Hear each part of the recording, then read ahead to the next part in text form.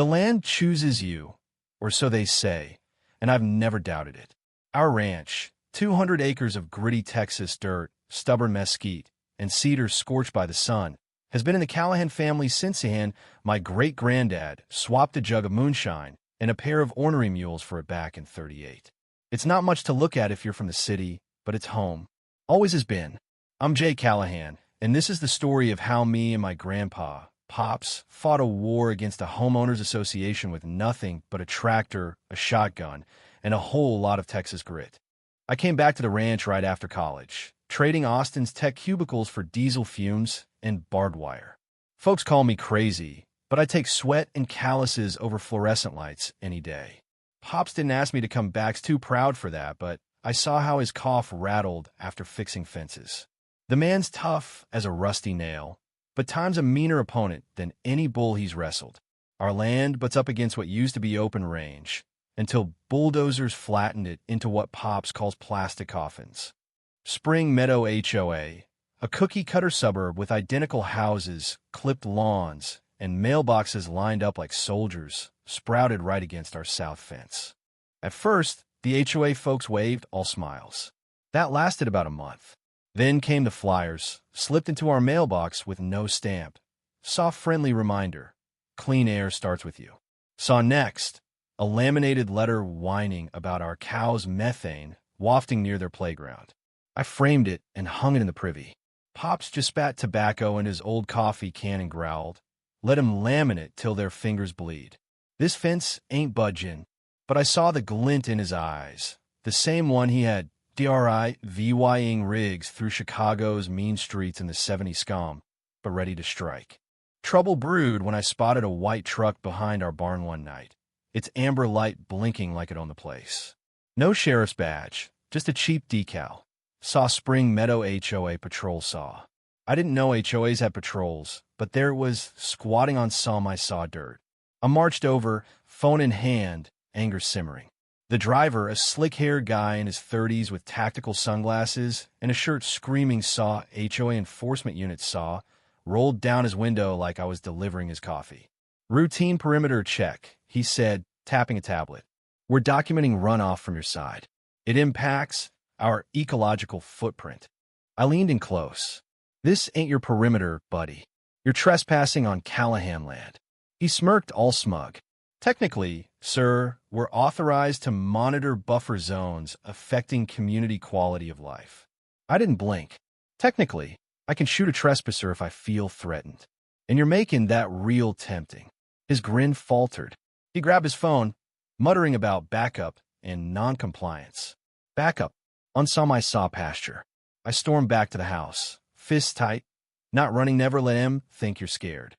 Pops was on the porch, sipping from his chipped mug like it was just another evening. "What's the ruckus?" he asked, reading my face. "HOA cops behind the barn, sniffing our dirt," I said. He squinted, stood slow, joints creaking like old gates, and asked, "Where's the tractor with the winch?" I stared. "You serious?" He nodded. "If they want a perimeter, we'll give him a tour." 5 minutes later, we hooked the winch to their truck's axle. The patrol guy locked his doors, filming us like we were the intruders. I fired up the tractor, Pops walking beside me like a man leading a funeral. The truck lurched, tires skidding, as we dragged it down the barn slope toward the creek. Pops grinned. "Your boy got drones? He's about to go amphibious." The truck lodged in the muck, front tires sunk like a beached whale. The guy bailed, splashing through mud, hollering about lawsuits. Pops tipped his hat. "We done here, Jake?" he asked, deadpan. I nodded, but we both knew it was just the start. Sheriffs came later, 2 deputies who watched our security footage like it was a comedy show.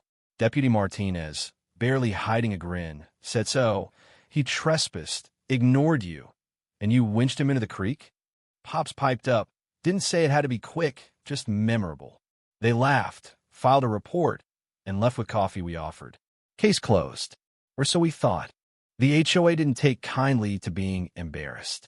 A week later, our mailbox was torched, a dead catfish stuffed inside with a note. "Saw rot where you belong, saw." Then someone jammed peanut butter into the barn lock. A pile of foreign manure showed up on our porch, shoveled neat like a twisted gift. We reported it, but without proof, the sheriff's hands were tied. Then came the inspection, notices yellow, laminated, taped to our fence claiming our compost pile was poisoning their air. One night, I caught two shadows near the tool shed. I flipped the floodlights and charged out with Pop's shotgun, unloaded but menacing. They bolted, one losing a shoe. I kept it like a trophy. The worst came when Pops found our cattle gate cut open, two calves wandering near the road. He handed me the busted lock, face hard as granite, and walked inside. Over bourbon, he said, "This ain't pranks, Jake. It's bait. They want us to snap. But we don't snap." He sipped, grinning. Next time, we tow their whole dam board. That Tuesday night, the air felt wrong too still, like the land was holding its breath. I was locking the barn when headlights crested the hill. Not one truck, but four, led by a Spring Meadow utility pickup and a shiny yellow Kubota tractor, plow lowered like a battering ram. I bolted inside. "Pops." He stood, spilling his beans, and grabbed the shotgun from the closet. "Salt rounds, not buckshot message, not murder." "Hit the floodlights," he said. We got gardeners to greet. Our spotlights blazed, lighting the field like a stadium. 5 HOA goons in vests stood there, one on the tractor like a wannabe general. A megaphone crackled. "This is an ecological reclamation. Your pasture's a hazard pesticides, methane, dust." Pop stepped out, long johns peeking under his shirt, shotgun loose on his shoulder. 3 seconds to back that toy up, he barked. The tractor lurched forward, aiming for our wildflowers. I saw red. Pops didn't flinch. He fired once, salt shredding the Kubota's mirror. The driver swerved, crashing into a ditch, axle snapped. Chaos erupted. The HOA crew scattered, one tripping into a trough, another flipping over the fence like a bad gymnast. Pops pumped the shotgun. "Next one's in the ass. Want reclaimed dirt? I'll bury you." They fled, Leah VYing the tractor, megaphone, and a lone boot. Pops sipped his flask, muttering, "Damn shame. Nice tractor." I chuckled, heart pounding. "Now what?" He grinned. "Now we lawyer up. They brought a tractor, Jake. Means they're scared." Sheriff Martinez came at dawn, whistling at the ditched Kubota. The report read, "Saw unlawful intrusion. Attempted property damage saw." The tractor was impounded. We thought it'd end there, but the HOA went nuclear. A zoning notice arrived, proposing our land as an environmental buffer zone to choke our grazing and irrigation. Pop snorted. "They ever hear of the Alamo? We don't fold. We reload." We hired Sarah Tate, Pop's old friend, and a lawyer who'd bankrupted a pipeline company for poisoning a schoolyard. She called the zoning move harassment by paperwork and filed a counterclaim. I built a website, saw keepoffireland.org saw, posting footage of the tractor raid and the creek tow. It went VY-RAL 10,000 petition signatures in 2 days. Farmers, libertarians, even HOA-hating suburbanites rallied. Local news ate it up, but the HOA fought dirty. They reported our well as contaminated, forcing us to dump 600 gallons of clean water. Our legal mail vanished. Then late one night, Pop's truck was slashed tires shredded, saw yield saw carved into the hood. He checked a faded photo of him and Nana from 72, locked the truck, and said, "We don't yield. We sue." We filed for harassment, trespass, and municipal fraud.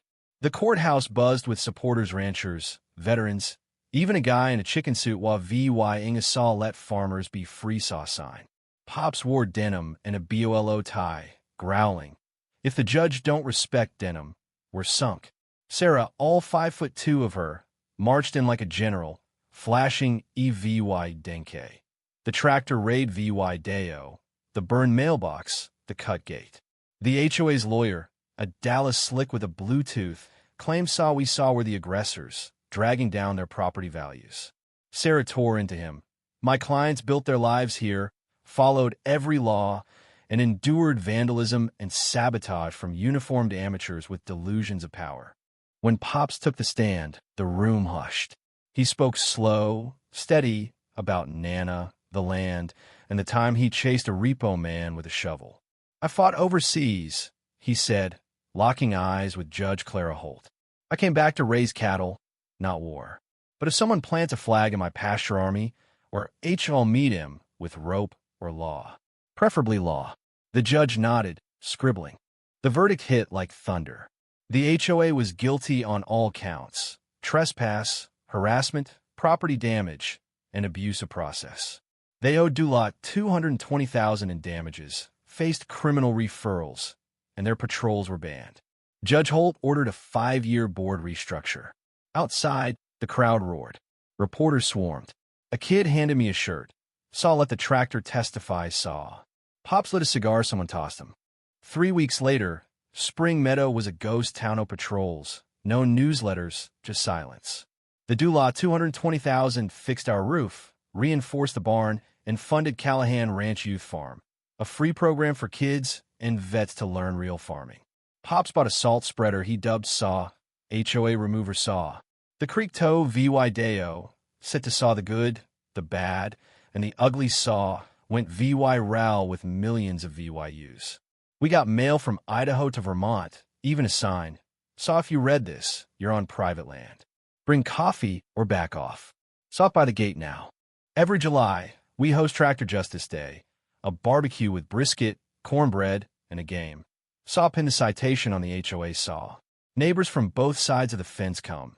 Even some Spring Meadow folks, now that their boards got sense. Pops tells the story by the grill, squinting at wide-eyed kids.